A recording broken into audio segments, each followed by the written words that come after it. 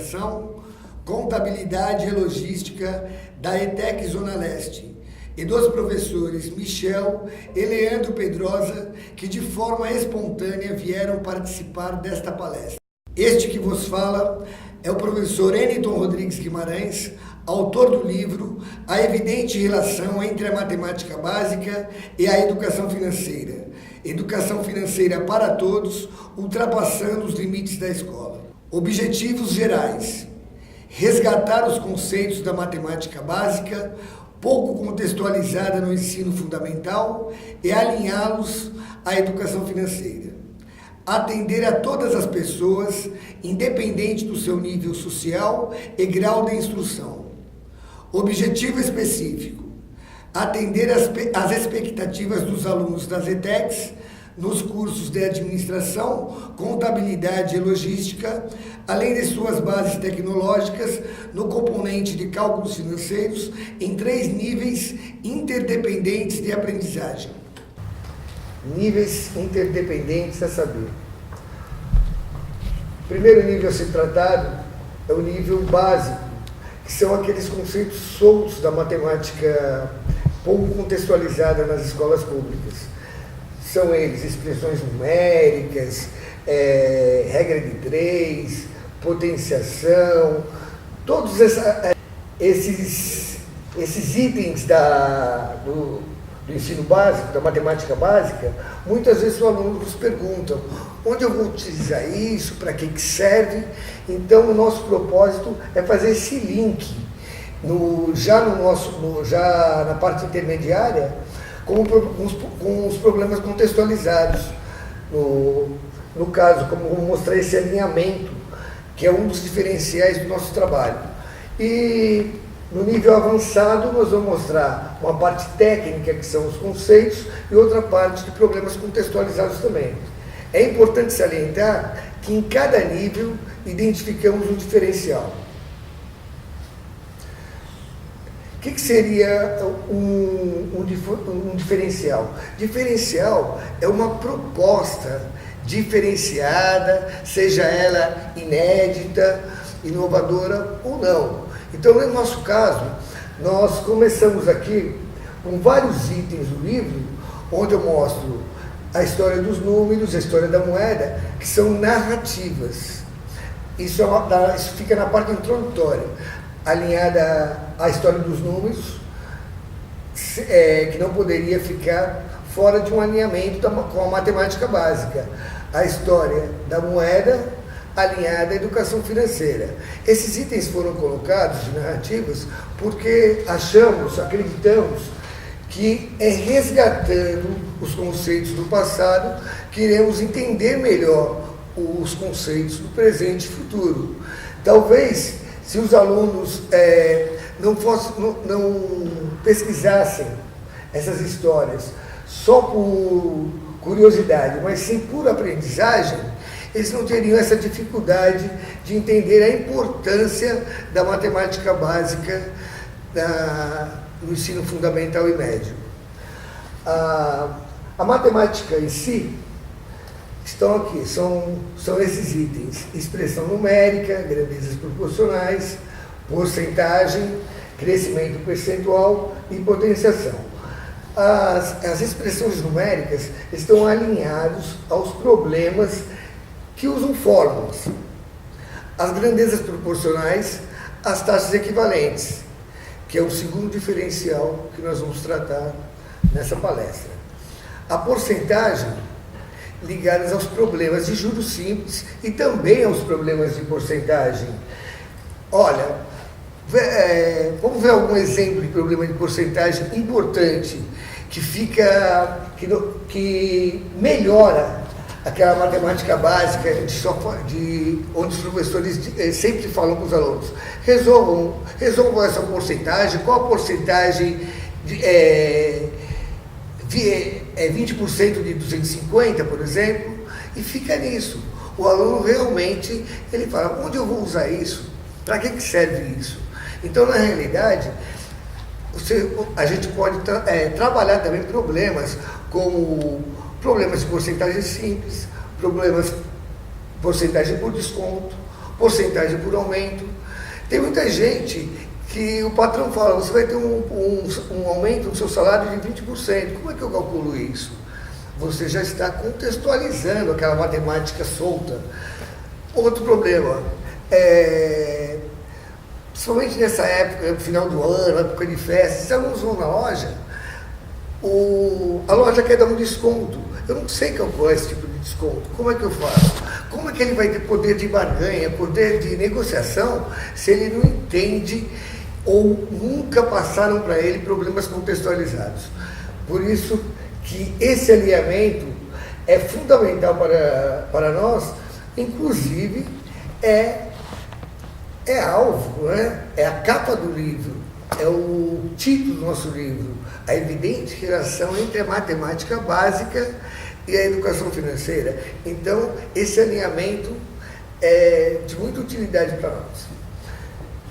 Crédito, financiamento e investimento, eu alinhei a problemas contextualizados, porque muitos livros que vocês podem ter verificado por aí, eles trazem conceitos de crédito, financiamento e investimento, mas os problemas em si não aparecem. Então, colocamos também como um alinhamento nesse primeiro diferencial. Enfim, este alinhamento representa um percurso de idas e voltas, em que os conceitos são meios e não fins. Desta forma, concluímos que a relação entre a matemática básica e a educação financeira é uma relação possível, pois contribui de maneira significativa na qualidade de vida das pessoas. Segundo diferencial. No segundo diferencial, daremos ênfase ao alinhamento grandezas proporcionais e taxas equivalentes. Nossa proposta consiste em resolver problemas de juros simples e compostos sem recorrer à fórmula, pois essas podem ficar esquecidas no tempo. Então, apresentamos a taxa equivalente como conceito fundamental na resolução de problemas de juros simples e compostos. Temos como conceito de taxas equivalentes, são taxas proporcionais em que os prazos das taxas dadas devem ser compatíveis aos prazos desejados. Isso é, existem duas relações, o prazo da taxa e o prazo desejado. Então, a compatibilidade se dá assim, ou você resolve dia para dia, mês para mês, ano para ano, e assim por diante. Vamos verificar alguns exemplos, para vocês entenderem melhor esse conceito. Calcule as taxas equivalentes no regime de juros simples. Por exemplo, uma taxa de 18% ao ano para trimestre. Você pode observar que essas relações de prazos não são compatíveis, ok? Mas, ao mesmo tempo, existe uma relação de multiplicidade, ok? O que significa isso? O trimestre cabe em partes iguais dentro do ano. Então, quando acontece isso, existem várias maneiras de você poder calcular. No caso aqui, colocamos 3 modos. Então, por exemplo, o primeiro modo, nós fizemos mês a mês. 18% ao ano para trimestre, transformamos o ano em uma unidade mensal referente ao trimestre. Dividimos por 12 e multiplicamos por 3, resultando 4,5% ao trimestre. No segundo modo, que eu acho um pouco menos conveniente, às vezes por dar um resultado muito alto, ou as transformações, por exemplo, 3 anos e 7 meses. Se você transformar isso em dia, por exemplo, você vai ter que fazer 2 contas. E você logo visualiza fazendo as continhas. 3 anos, quantos meses, tá? 36 mais 7 meses, você já visualizou e já fez a conta. Por isso que eu prefiro trabalhar em meses. Mas vamos ver em dia como é que ficaria. 18% dividido por 360 vezes 90.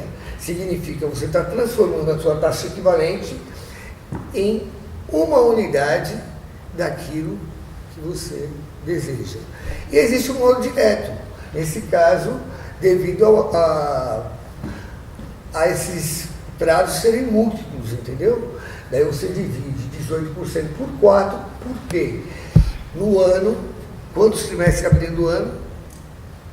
4. Então, divide 18 por 4, você tem 4,5% ao trimestre. Vamos ver outro exemplo. 14% ao ano para 93 dias. Os prazos também não são compatíveis e, nesse caso, não são múltiplos.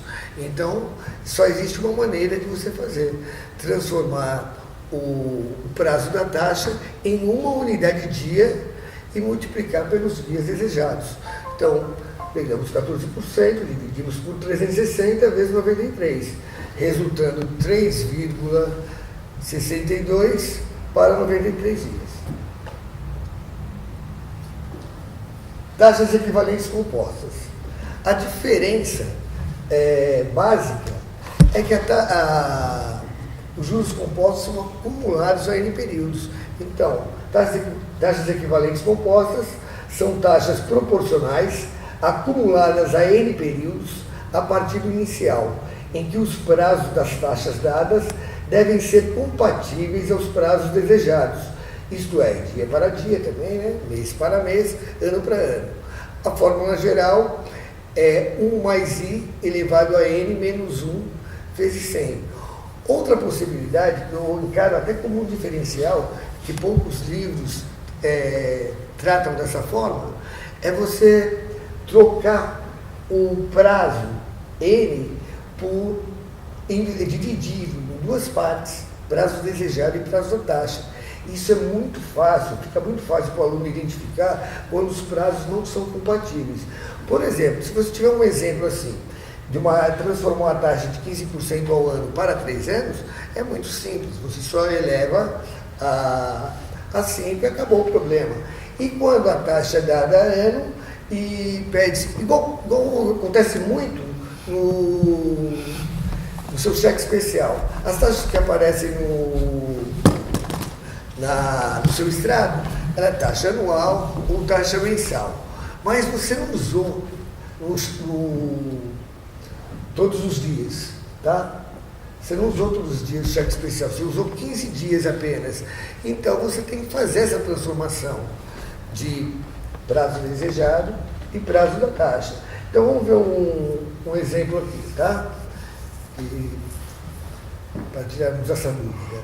Aqui, 16% ao ano, é uma taxa anual para 53 dias. Então, nesse caso, não convém usar o N, mas em muitos cursos ele coloca o N e o aluno fica daquele jeito. Como é que eu vou, quem que eu vou saber o que eu coloco em cima, ele coloca embaixo? Então, quando ele visualiza prazo desejado em cima, no numerador, e prazo da taxa no denominador, fica muito mais claro.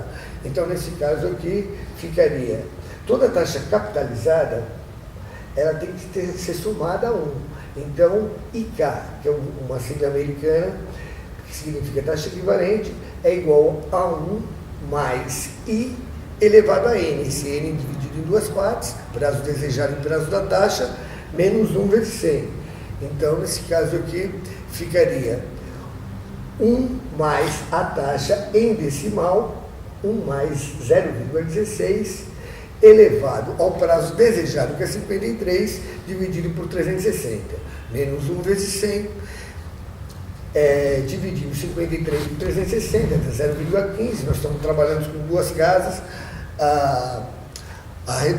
arredondando na convenção universal de notação científica. Então, ficaria ali a nossa resposta na calculadora científica.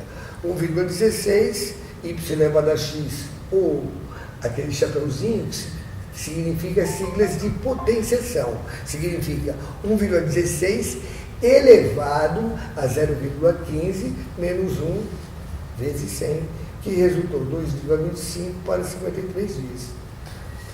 Outro exemplo. Agora foi um exemplo, ele foi diário, né? Agora um exemplo mensal. 13% ao ano para 7 meses. utilizamos a mesma forma, porque os prazos não são compatíveis. Na parte do numerador, colocamos 7, que é o nosso prazo desejado, e na parte do denominador, 12 meses, que é referente ao ano em meses, refere-se ao ano em meses.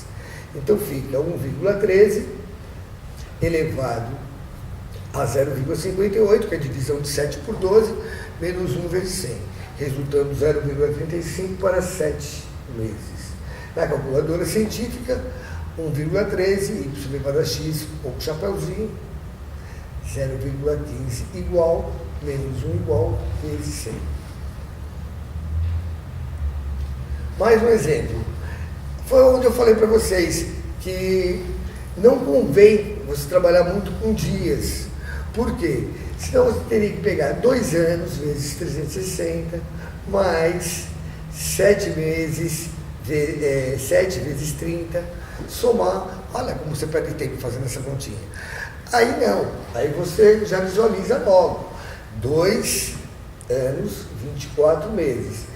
24 mais 7, 31. Então, seu prazo desejado é 31 meses. E o prazo da taxa, você tem que trabalhar ano em meses. Então, aplicando a formulinha, que é igual a 1 mais I elevado a N, que é PD e PT. Lembre-se, nos livros que vocês encontram por aí, vocês sempre vão ver esse prazo, esse expoente como N. Isso aí é uma proposta inovadora também, você colocar PD e PT. Eu vi pouquíssimos livros trabalhando assim, facilita muito a vida do aluno. Então, IK é igual a 1 mais I, nesse caso elevado a N, que é PD e PT, menos 1 vezes 100. Então, IK é igual a 1,17, prazo desejado 31 meses e prazo da taxa 12. Fazendo as continhas, 1,17, 31 dividido por 12 é 2,58, menos 1 vezes 100. Na calculadora científica, você faz 1,17, y elevado a x ou chapeuzinho, 2,58 igual, menos 1 igual, vezes 100. Resultando 2,25 para 2 anos e 7 meses.